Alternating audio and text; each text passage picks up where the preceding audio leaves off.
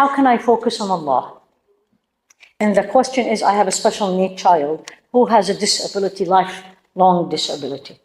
I'm going to add to it. How I'm going to focus on Allah, and I have 4 children, and I have 2 jobs, and I'm a single mother, and I take care of my parents. Could be. How can I focus on Allah? And I am a 19-year-old, and I'm in college. I'm the only Muslim. I'm the only one who wears hijab, and I work 2 jobs.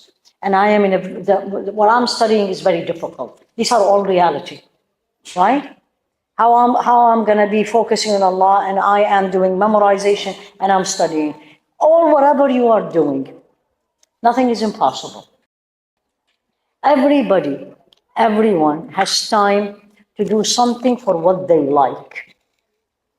Don't tell me if all these scenarios I said, and you don't have a time, if you really like, let's say, social media, every single day, you're going to make a time for that social media. Right? If you like baking, I see this especially with the youth, right? They like baking. It's not haram, it's beautiful, right? You tell them, do this, do that, I don't have time. But in the middle of whatever they are doing, you see them in the kitchen baking because they like it.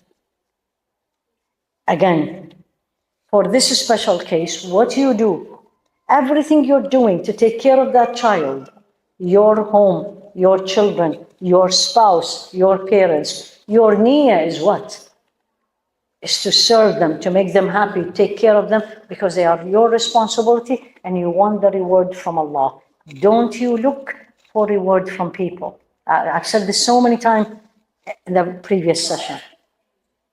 لا نريد منكم جزاء ولا شكورا إنما نطعمكم لوجه الله.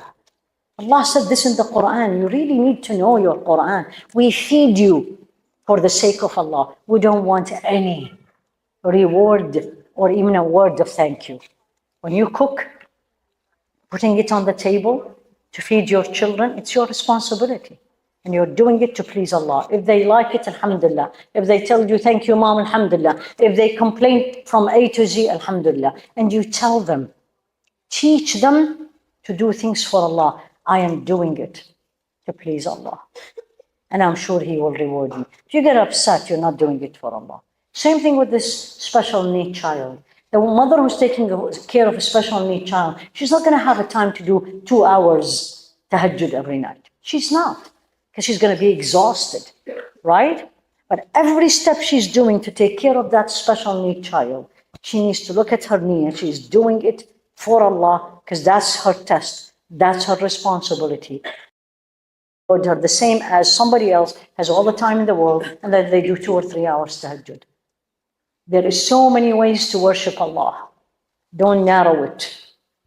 Quran and fasting and extra salah and this and that. There's many people can't do it. There's people blind.